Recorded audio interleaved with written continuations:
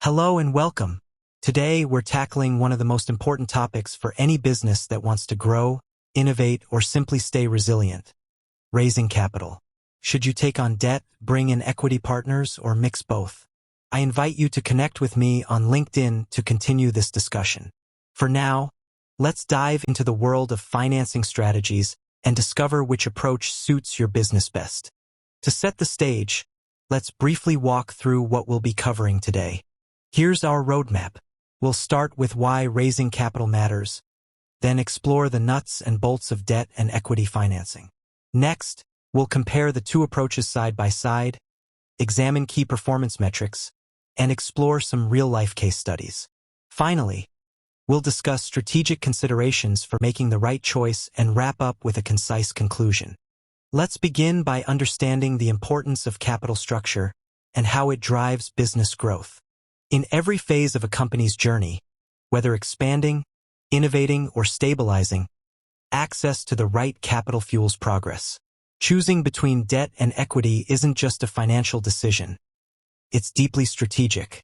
This presentation breaks down the critical characteristics and risks of each financing option, so leaders can align these choices with long-term goals. We'll navigate core concepts, weigh advantages and trade-offs, and guide you toward financial resilience in a changing business landscape.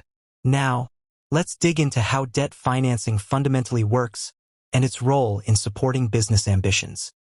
Debt financing allows companies to maintain ownership while accessing funds through loans, bonds, or credit lines. However, it's not just about getting cash, it's about managing the ongoing obligations that come with it.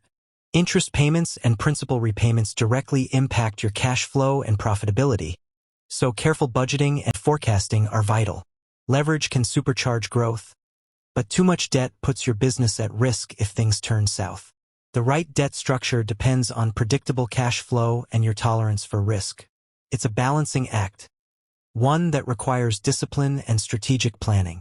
Debt isn't the only way to raise money. Let's compare its features with equity financing to highlight what sets each method apart. Choosing debt or equity is about striking the right balance between cost, control, and flexibility. Equity financing means bringing in investors who share your risks and provide expertise, networks, and oversight. These partners are in it for the long haul, aligned with your business objectives. It usually involves selling shares, which can dilute founding stakes. With debt, you retain control but must meet regular payment obligations and sometimes face restrictive agreements, known as covenants. Debt can fuel growth rapidly, but poor management can lead to insolvency if your cash flow falters. In short, equity means more collaboration and shared control, while debt provides quick capital with greater independence, at the cost of financial risk. So how does equity financing operate in practice? Let's explore its core mechanics and implications for your business. Equity financing brings in external expertise and creates lasting alliances, but it also shifts ownership and decision-making. Building strong relationships with investors, maintaining transparent reporting, and aligning interests are essential for good investor relations. Valuation and dilution become central concerns. You need accurate financial projections and solid governance to maintain trust and control. Strategic partnerships aren't just about money. They unlock access to networks and expand market reach. Unlike debt, equity investment doesn't come with a strict repayment schedule. Investors become stakeholders in your company's long-term growth and strategic direction, creating a permanent capital base but reshaping the leadership landscape. Now that we've looked at how debt and equity work separately, let's see how they stack up directly using a SWOT analysis. Let's visualize the strengths, weaknesses, opportunities, and threats of each approach. Equity capital is designed to fuel high-growth, high-risk ventures, bringing in operational expertise and strategic support. Debt, on the other hand, is predictable, sometimes tax-deductible, and doesn't involve losing control over your operations. There are downsides, too.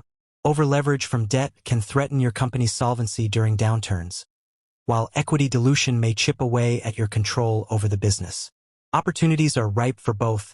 Flexible financing solutions are emerging, and new platforms facilitate global investor connections. Ultimately, understanding your risk profile and ambitions guides a smarter funding choice. To make the comparison crystal clear, let's look at a side-by-side matrix of the essential traits of debt and equity. Here's a quick look at the main differences. A control. Debt lets management retain decision-making, while equity brings in new voices and dilutes control. Repayment. Debt comes with regular payment obligations. Equity doesn't require scheduled repayments. A cost. Interest on debt may be deductible, but dividends paid to equity holders are not. A risk. Debt introduces risk of default and financial leverage, while equity risks dilution of growth opportunities. Picking the best mix depends on your cash flow, the competitive market, and what matters most to business owners. So understanding these nuances is vital for long-term planning. Metrics can help us assess financing decisions further, so let's review how to measure financial performance across capital structures. Smart decisions require measuring how your capital structure is working. The debt-to-equity ratio, DE, shows your balance of borrowed funds versus investment, and a balanced number signals good risk management. A free cash flow, FCF, is the money available after expenses to pay lenders, reward investors, and fund growth. This number helps gauge sustainability. A return on equity, ROE, is crucial for understanding how well you're creating value for your shareholders. Together, these metrics reveal how healthily and efficiently your company is running. Let's bring this to life with some real-world examples that show how different approaches play out in practice. Case studies illustrate why one size does not fit all. Sometimes the best path is a hybrid, blending debt and equity for balanced structure and convincing both banks and investors to back your plan. If your company is a high-growth startup with uncertain cash flow, equity may be the better fit, as it brings expertise and networks for scaling and innovation. Stable, private companies with moderate cash flow might lean towards debt, choosing predictability and control that matches steady industry outlooks. By tailoring your strategy to your business goals, growth plans, and market conditions, you unlock capital for long-term success. So, how do you decide what's right for your company? Let's review the strategic considerations for making optimal financing choices. Strategic decision-making begins with clear goal alignment.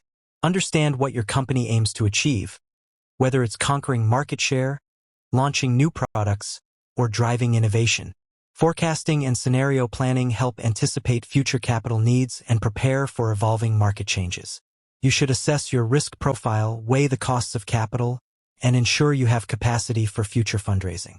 Regularly reviewing goals and adjusting your capital structure supports agility when opportunities or threats arise.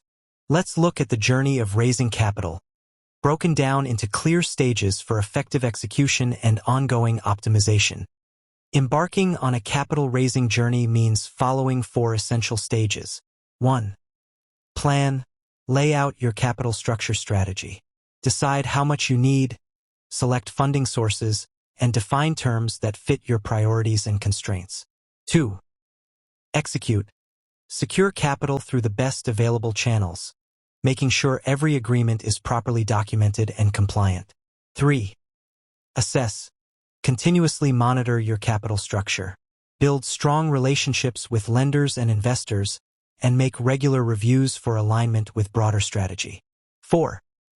Optimize. Reallocate, redeploy, and refine your financial resources to drive growth, mitigate risks, and maintain value across your organization. If you follow this life cycle, you'll build financial strength and support evolving business priorities for long-term resilience. And now, let's bring it all together with a final thought on choosing the right capital mix. The best capital strategy is the one that positions your business for resilience and growth in an ever-changing world. When you choose the right blend of debt and equity, your organization becomes adaptable, empowered, and ready for any challenge or opportunity. Thanks for joining me. Remember, it's not just about raising money. It's about building the financial foundation for future success.